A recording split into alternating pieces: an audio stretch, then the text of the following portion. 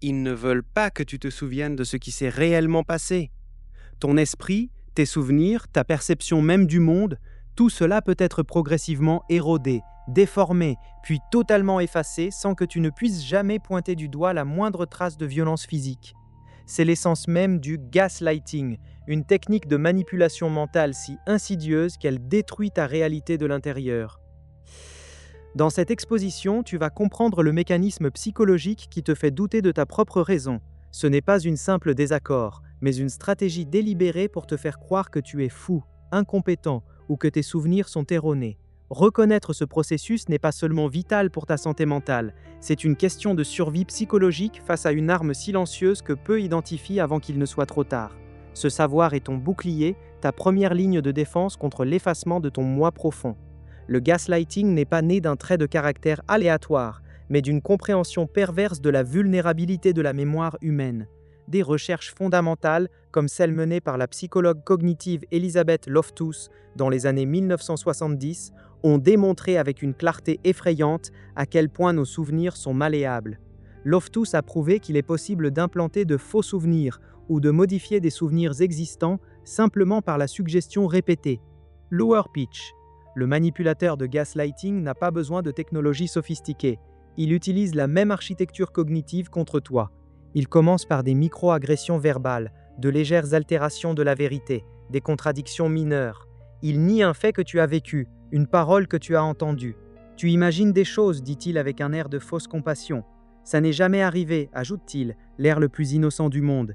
Il te voit hésiter, chercher dans ta mémoire, et c'est là qu'il frappe. La première étape est de semer un grain de doute. Le manipulateur teste tes limites, évalue ta résistance à la remise en question de ta propre perception. Il observe si tu es du genre à te défendre ou à te rétracter face à l'incertitude. Et à chaque fois que tu acceptes, même inconsciemment, l'idée que tu as pu te tromper, la faille s'élargit, le doute s'insinue. C'est le début d'une lente mais inéluctable érosion de ta confiance en toi. La manipulation devient un art macabre. Plus tu doutes de toi, plus tu es perméable à sa version des faits, même la plus absurde. Comment cela se manifeste-t-il dans ton quotidien? C'est terrifiant par sa banalité.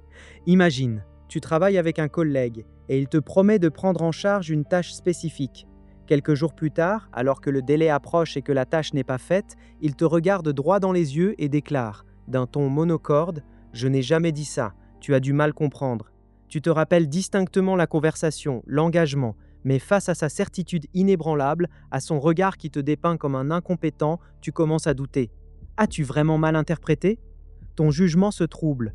Ou encore, dans une relation intime, après une dispute, ton partenaire te dit calmement « Mais pourquoi es-tu toujours aussi dramatique? Je n'ai jamais élevé la voix. Tu es trop sensible, tu prends tout à cœur. » Tu es pourtant certain d'avoir entendu des cris, d'avoir ressenti une agression verbale, mais sa placidité te fait vaciller. Ton corps te dit une chose, son calme en dit une autre.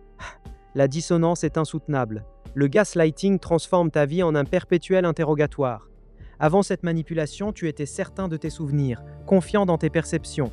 Maintenant, chaque interaction est une source d'anxiété. Tu commences à te poser des questions sur tes propres émotions, tes réactions. Suis-je vraiment trop sensible? Suis-je en train de devenir fou? C'est précisément l'objectif du manipulateur. Il veut que tu remettes en question ton équilibre mental, que tu dépendes de lui pour la vérité, pour la réalité. Le terme lui-même, gaslighting, est issu de la pièce de théâtre de Patrick Hamilton datant de 1938, puis du film américain Gaslight, sorti en 1944. Dans cette œuvre, un mari manipule sa femme en éteignant progressivement les lumières à gaz de leur maison, tout en niant tout changement, la poussant à douter de sa santé mentale jusqu'à la folie. C'est une métaphore parfaite de la technique, une altération subtile et progressive de l'environnement perçu, accompagnée d'un déni catégorique. Le manipulateur, dans son rôle, ne se contente pas de nier, il te projette ses propres défauts. C'est toi qui es le menteur, le fou, l'oublieux, l'exagéré. Il te fait porter le fardeau de sa propre perversion, te laissant vide et confus. C'est une destruction silencieuse de l'intérieur, te privant de ton propre ancrage dans la réalité. Une fois que tu ne sais plus où se trouve la vérité, il devient l'unique source de validation, le seul gardien de ta réalité. Alors, comment se défendre contre cette arme psychologique silencieuse? Voici 3 stratégies impératives. Premièrement, la documentation inébranlable. Dès qu'un événement te semble suspect, une conversation est niée, une promesse reniée, note-le immédiatement. Écris la date, l'heure, les paroles exactes prononcées et le contexte. Garde des copies de courriels, des captures d'écran de messages. Ton journal intime numérique ou papier devient ton témoin irréfutable. Quand le manipulateur dira « ça n'est jamais arrivé », tu pourras en ton fort intérieur consulter tes preuves. Pas pour le confronter, il n'acceptera jamais, mais pour réaffirmer ta propre réalité face à son assaut. C'est ta forteresse intérieure contre le doute qu'il cherche à semer. Deuxièmement, la validation externe systématique. Ne t'isole jamais. Parle à une personne de confiance qui est neutre et objective. Ce que tu as vécu, l'as-tu imaginé ou est-ce réel? Partage tes doutes, tes souvenirs. Si tu te rappelles d'une conversation où une troisième personne était présente, demande-lui discrètement si elle se souvient des mêmes faits. La confirmation par autrui est un antidote puissant contre l'isolement psychologique que le gaslighting cherche à créer. Elle renforce ta perception, te montre que tu n'es pas seul, que tu n'es pas fou. Elle te donne une base solide pour ne pas succomber à la version falsifiée du manipulateur. C'est souvent difficile d'admettre qu'on est manipulé, mais c'est la première étape vers la libération. Troisièmement, la définition de limites cognitives infranchissables.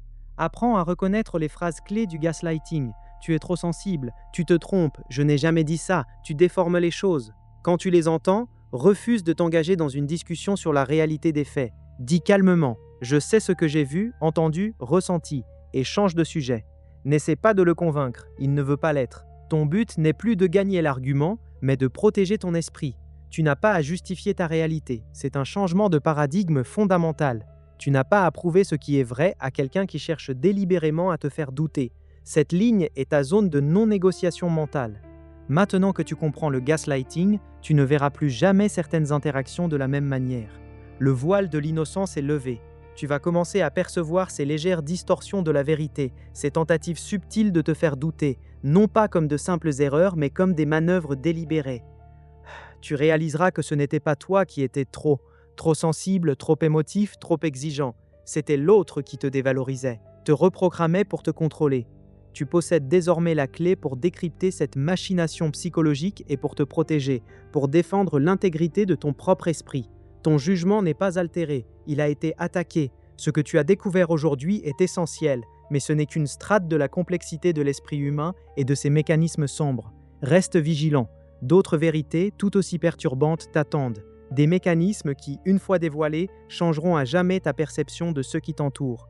Abonne-toi, car ce qui vient ensuite est encore plus crucial pour ta compréhension des manipulations invisibles.